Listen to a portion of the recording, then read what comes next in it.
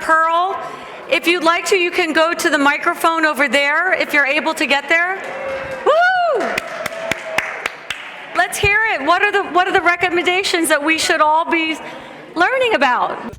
You should take the advice you would give to a friend and apply it to yourself. Schedule downtime. And then we had 2 really good suggestions. There's a book called Loving Someone with Dementia. Do you remember the name of the author? Pauline Boss is the author, and it's supposed to be an incredible book that helps you not just understand how to love and care for someone with dementia, but also love and care for yourself as a caregiver. And then the second thing was a class with the Alzheimer's Association called The Savvy Caregiver that has been very, very helpful. So those are our pearls. Thanks. If you'd like to line up, this is a great place. Thank you, Alex. Yay! Yeah! All right, Fawn. Hi, everyone. My name is Sean, and I was with this amazing group of women right here talking about supporting caregiver well-being. And they're all former caregivers, so with the benefit of hindsight being 2020, we talked about what they would have told them past selves about their own well-being and how to support that in the best way. And may be easier said than done, but we're going to insist that you take care of yourself first. Otherwise, you can't take care of anyone else. And to appreciate all of your accomplishments, because you are doing a lot. Yay. All right.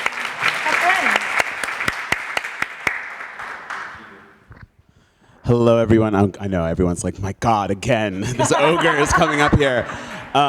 So I was in the Surviving Family Dynamics group, which really, frankly, we never came to some blanket solution to how to figure this out, because there never really is. We just commiserated together over our unique situations. And I think it was really beautiful that we had such an intergenerational conversation, because there were the younger folks on our side talking about just the fatigue and the desire to return to our own lives, and then on the other side, older adults just asking for the bare minimum from their children. So it was really, it was a very interesting conversation. The pearl that we ended up taking away from that conversation is thinking about infighting that happens naturally with children who cannot get along, or one child who ends up taking on a significant portion of the care, to have older, aging parents think about what kinds of care they're going to need, and to sit down with their children and delegate the tasks to those children,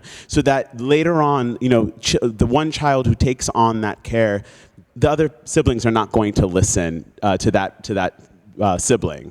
And so when their parent, if they've already designed a plan and delegated out those tasks or aspects of their care, it will avoid this confusion of who's responsible for what later on in life. But on the other side, those children that are my age that have parents that are just asking for the bare minimum, just show up. Just whether it's just a small connection, of course there's limits, but knowing your limits, but just doing the bare minimum, it's never too much to ask. So. All right, thank you.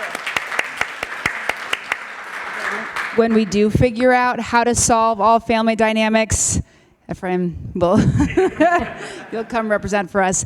So we got to talk about the joys of caring for ourselves as caregivers, very common theme here, and what we came to really echoed a lot of what we've talked about today, but themes of patience, a sense of play.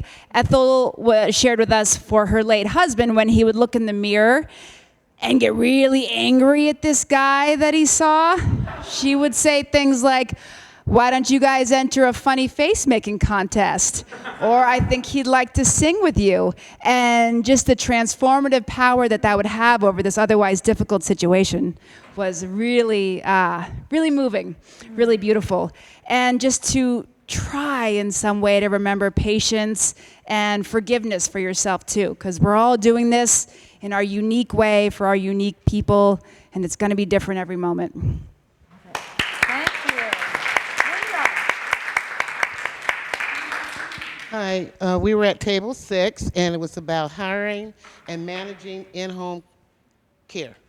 And what we came up with: take baby steps, stay positive, Also have a plan, like a calendar or a plan of action of what you need to do or what that person needs to do on a daily basis. You know, you may have 2 or 3 people coming in for different things, for one day for cleaning, one day whatever. And we also talked about looking to bring on younger people to help out in this area of home health care. Thank you.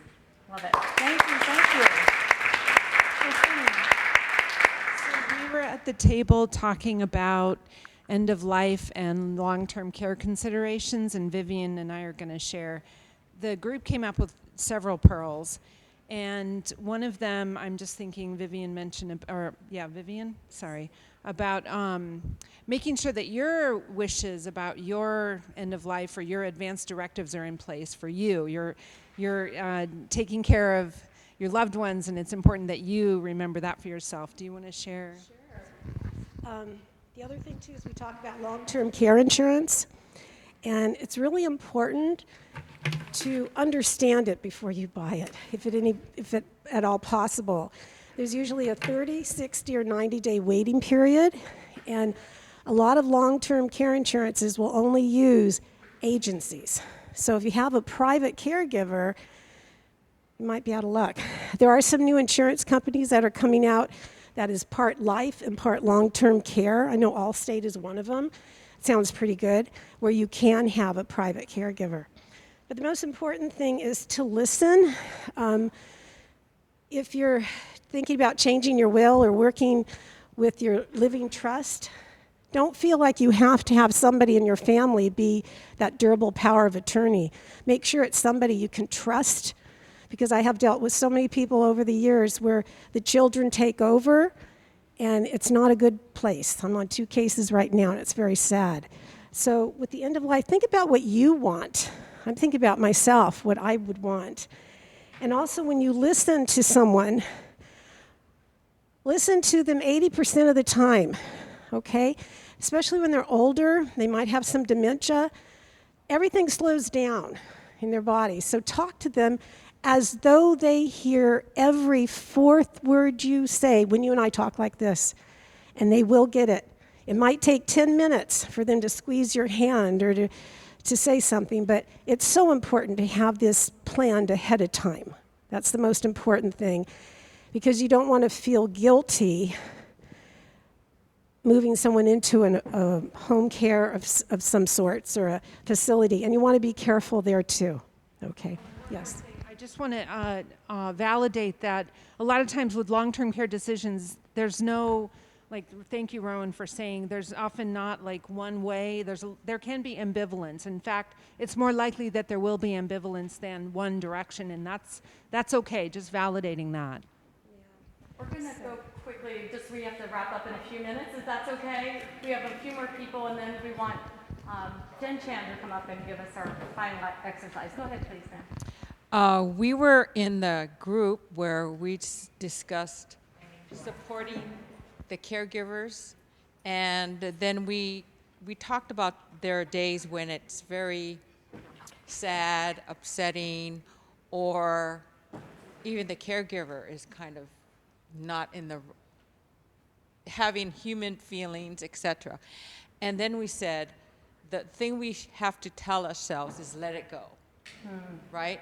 So we put it on our list as finding joy sometimes is letting it go, and actually really letting it go, and then tomorrow's another day. Just remember. Okay. Our next presenter. Hola, buenas tardes. Mi nombre es María Castillo. Yo soy proveedora de mi mamá y yo lo que estoy pidiendo es abogar por ellos, porque realmente necesitan ayuda en los hospitales, a veces en la calle. Entonces pienso que también es cuidar y abogar. Hay palabras que luego se les olvida y hay que impulsar para que ellos tengan la mejor vida posible. Maria cares for her mother, and she shares with us that our biggest sort of responsibility is to advocate for the people we care for, to advocate for ourselves, not to be scared, and to speak up and speak for those who maybe lose their words sometimes. Yes, thank you.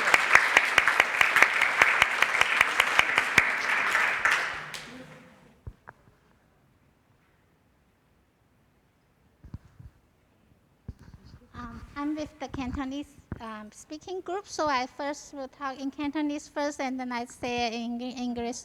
我哋嗰個 group 咧係講廣東話嘅，咁我哋有討論到咧，就係個 caregiver 發覺即係受一啲訓練嘅 class，take 一啲 class 或者係 support group。安老自助處咧有好多呢啲即係教caregiver 點樣去照顧好家人嘅一啲好多咁嘅課程。咁參加啲 support group 亦都好有用。咁再一個咧就係當你照顧家人嘅時候，要即係要好有耐心。咁然後盡量唔好同個患者去爭論一啲嘢你可以即係揾一啲distraction 咁樣即係或者係離開個房間咁有時即係等佢安撫一下佢唔需要同佢爭一個輸贏。咁呢個係照顧家人嘅時候好有用。再一個咧就係你將即係你知道一啲 provider 嘅 cell phone number 咧係 keep it handy， 即係當你需要幫助嘅時候咧，你知道去邊度求助咁我哋知道我哋社區有好多呢啲咁嘅 resources 咧都可以幫到你嘅。So we talk about when you care for somebody, it's important to get some training. There's a lot of resources. We have classes. Those are free classes and training. Self-help for the elderly, Alzheimer's Association offer a lot of those resources.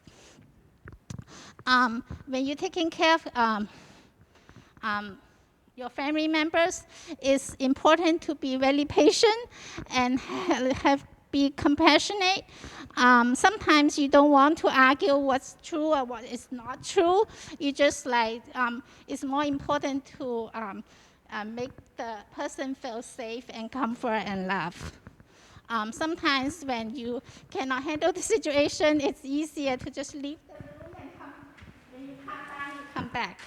And also it's important to keep the information, those resources, the phone number handy. So when you really need help, you know where to call that help. We also discussed some situations about IHSS hours. It's important to let the social worker know that the person have dementia when you only talk to the person that need care. And that person, a lot of time, they said they don't need care. They are really normal. They are really capable. So it's important to let the social worker knows that they need to talk to the caregiver to know what's the true situation. So I think they are doing pretty well compared to a few years ago. So when you feel you need more hours, you can just like contact the IHSS and reevaluate the hours. Did I miss anything? No, that's perfect. Thank you, everybody. Anyone else? Thank you.